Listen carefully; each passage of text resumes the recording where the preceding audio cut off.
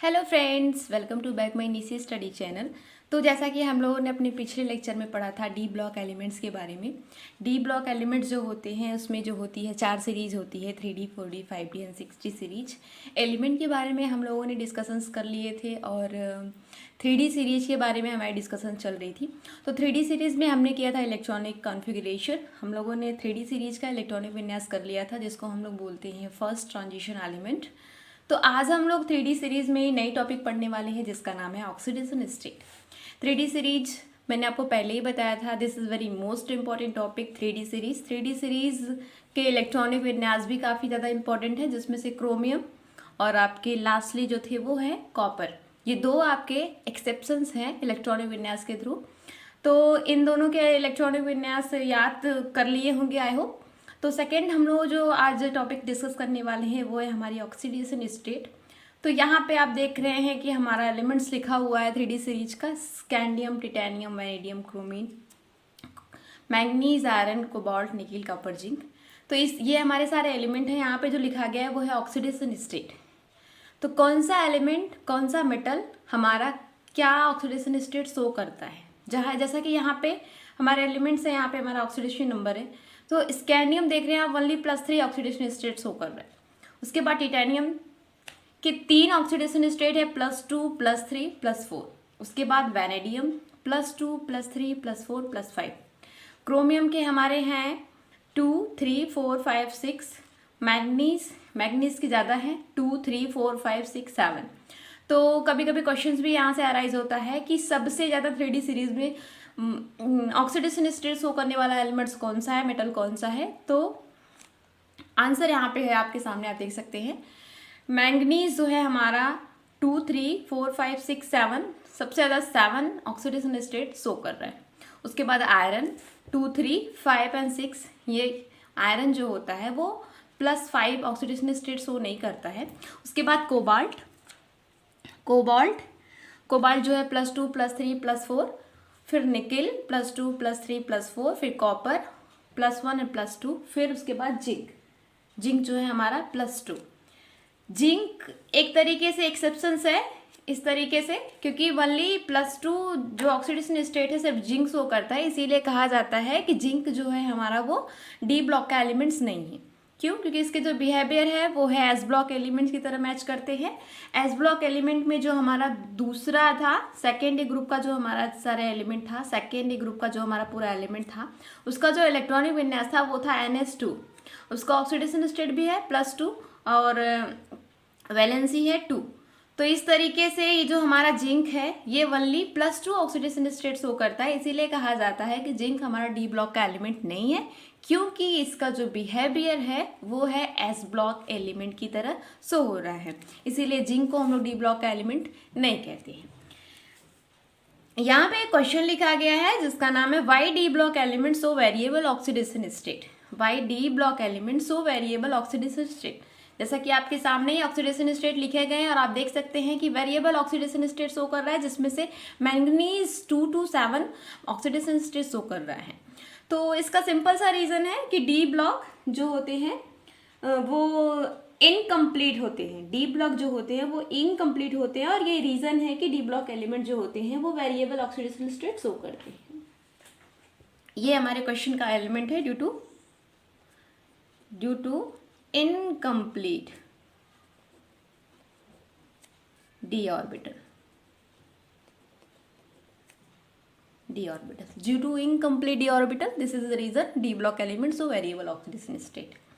बढ़ते हैं हम लोग अगली टॉपिक में। जो हमारी टॉपिक है वो बहुत ही इंपॉर्टेंट है। ये डी ब्लॉक के बारे में कुछ ऑक्सीडेशन स्टेट थे जो हम लोग को लर्न करनी है, तो लर्न कर लेंगे तो ज़्यादा अच्छा रहेगा। इससे स्टेबिलिटी पता चल जाती है कि +2 है, +3 है तो किसका है। तो लर्न करने का एक ही है फंडा कि आप स्टार्टिंग टू एंड ऐसे इस तरीके से याद करते हैं। स्कैंडियम वाली +3, जिंक +2, उसके बाद टिटेनियम 3 शो करता है, 2, 3, 4, वैनेडियम 1 नहीं है, यहाँ पे 1 सिर्फ कॉपर का है, उसके बाद नहीं है। तो ये आपको याद करने लायक है, इस तरीके से आप याद कर सकते हैं। उसके बाद मैंगनीज सबसे ज़्यादा, फिर +2 से सब स्टार्ट है, एक एक घट रहा है, एक एक बढ़ रहा है, 4, 5, 6, 7, फिर 6, फिर 4, 4, ये दोनों इक्वल है। कोबाल्ट और निकिल का ऑक्सीडेशन स्टेट देख रहे हैं, दोनों का सेम है। इस तरीके से याद कर लीजिए। जो हमारी अगली टॉपिक है वो बहुत ही इंपॉर्टेंट टॉपिक है जिसका नाम है मैग्नेटिक प्रॉपर्टीज। हम लोग अगली टॉपिक सो फ्रेंड्स बढ़ते हैं हम लोग अपने अगले लेक्चर में जिसका नाम है मैग्नेटिक प्रॉपर्टीज। आज हम लोग डिस्कशन करेंगे मैग्नेटिक प्रॉपर्टीज के बारे में। Magnetic properties, this is very most important topic. Magnetic properties, magnetic properties D block elements में सबसे ज़्यादा इंपॉर्टेंट है 3D सीरीज का, क्योंकि उसी से हम लोग कैलकुलेट करते हैं कि मैग्नेटिक प्रॉपर्टीज़ क्या है। तो आज हम लोग डिस्कस करेंगे मैग्नेटिक प्रॉपर्टी के बारे में। तो मैग्नेटिक प्रॉपर्टी कैसे डेवलप होती है किसी भी मेटल्स में। When magnetic field is applied to a substance, जब हम सब्सटेंस पे मैग्नेटिक फील्ड अप्लाई करते हैं तो two type of magnetic behaviour are observe. First जो हमारा मैग्नेटिक बिहेवियर है वो है पैरामैग्नेटिक, और सेकेंड जो है वो हमारा डायामैग्नेटिक। ये two type of magnetic properties are observe, paramagnetic and diamagnetic. Paramagnetic जो होता है वो होता है more number of unpaired electron. It means कि पैरामैग्नेटिक कब डेवलप होगा, जब सब्सटेंस के पास ज़्यादा अनपेयर्ड इलेक्ट्रॉन होंगे। डायामैग्नेटिक कब होगा, नो अनपेयर्ड इलेक्ट्रॉन, तो हम उसे कहेंगे कि डायामैग्नेटिक है। ये हम लोग इलेक्ट्रॉन के बेस पे डिसाइड करते हैं। अगर अनपेयर्ड इलेक्ट्रॉन है तो बोल देंगे पैरामैग्नेटिक है, और अगर पेयर्ड इलेक्ट्रॉन है या फिर नहीं है, कोई भी इलेक्ट्रॉन नहीं है, तो उसे हम क्या बोलेंगे, डायामैग्नेटिक बोलेंगे। अब हम लोग देखते हैं कि किसी भी एलिमेंट्स का मैग्नेटिक प्रॉपर्टीज मैग्नेटिक मोमेंट से डिसाइड करते हैं, और मैग्नेटिक मोमेंट को रिप्रेजेंट करते हैं म्यू से। मैग्नेटिक मोमेंट को रिप्रेजेंट करते हैं म्यू से, और म्यू इक्वल्स टू होता है √n+2bm। ये हमारा फार्मूला है मैग्नेटिक मोमेंट निकालने का, where mu is magnetic moment और n जो है नंबर ऑफ अनपेयर्ड इलेक्ट्रॉन है,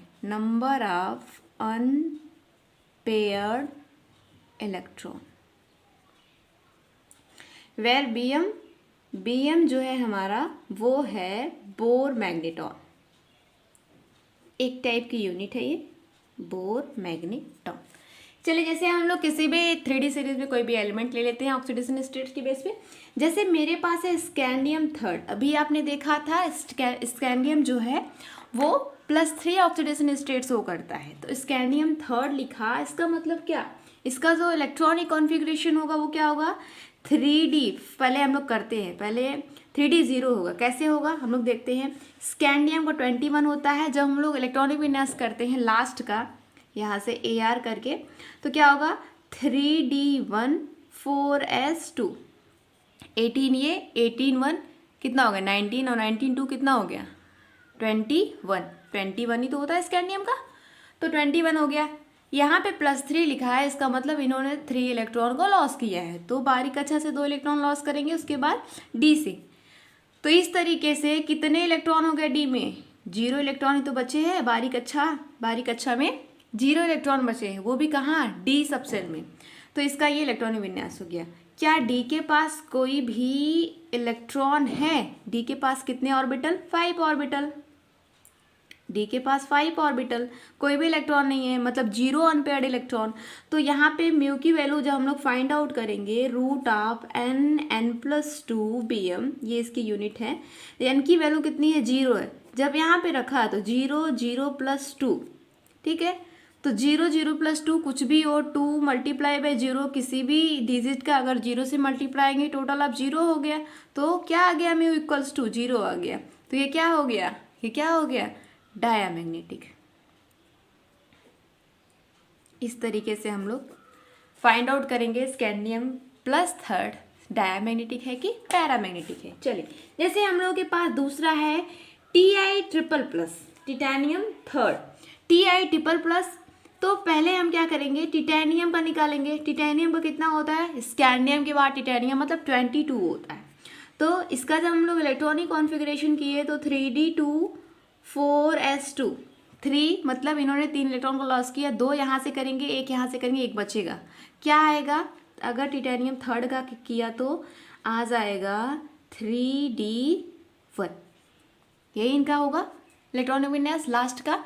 तो जब म्यू की वैल्यू में इनको हम फाइंड आउट करेंगे, इनकी वैल्यू जो हमारा फार्मूला है n+2√BM, ये हमारा जो फार्मूला है इसमें रखा तो n=1 यहाँ पे रखा तो 1 + 2 कितना आया 3 मल्टीप्लाई बाय 1 तो कितना आ गया √3। और √3 की वैल्यू कितनी होती है 1.73 समथिंग होती है। तो ये क्या क्या सो ये हमारा आ गया √3 की वैल्यू जो कि कैलकुलेटेड वैल्यू है। इस तरीके से हम लोग किसी भी एलिमेंट्स का निकाल सकते हैं मैग्नेटिक मोमेंट। इस तरीके से बहुत ही इजी तरीके से हम मैग्नेटिक मोमेंट फाइंड आउट कर सकते हैं। जैसे यहाँ पे कुछ और भी है एग्जांपल्स, जैसे हम लेते हैं Mn2+, ठीक है, इसका लेंगे तो डायरेक्ट करते हैं कितना होगा 4s2 3d 7 होता है तो d7, इसका मतलब कितने अनपेयर्ड इलेक्ट्रॉन पूछ रहा है। तो सबसे पहले हम क्या करेंगे, इस तरीके से ऑर्बिटल बनाएंगे। डी ऑर्बिटल में 5 ऑर्बिटल 1 2 3 4 5 6 7। अनपेयर्ड इलेक्ट्रॉन कितने हुए 3 हुए, ये दोनों तो पेयर है तो यहाँ पे नंबर ऑफ अनपेयर्ड इलेक्ट्रॉन 3 हो गए। म्यू की वैल्यू में रखा तो 3 + 2 कितना आ गया, ये 3 मल्टीप्लाई बाय 3 2 5 30 3 5 कितना हो गया 15। तो 15 आ गया हमारा। तो इसकी जब हम वैल्यू कैलकुलेट करेंगे तो 15 का जब हम लोग रूट निकालेंगे तो 5.92 इस तरीके से आएगा 5.92।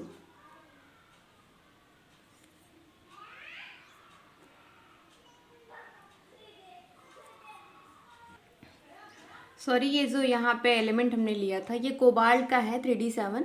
अगर हम लोग Mn2+ का लेंगे तो Mn2 25 होता है। तो इसका जब हम लोग करेंगे तो 2 चला गया तो कितने अनपेयर्ड इलेक्ट्रॉन हो जाएंगे, अनपेयर्ड इलेक्ट्रॉन 5। इस बाहरी कक्षा में 5 इलेक्ट्रॉन होंगे और अनपेयर्ड इलेक्ट्रॉन भी 5 होंगे।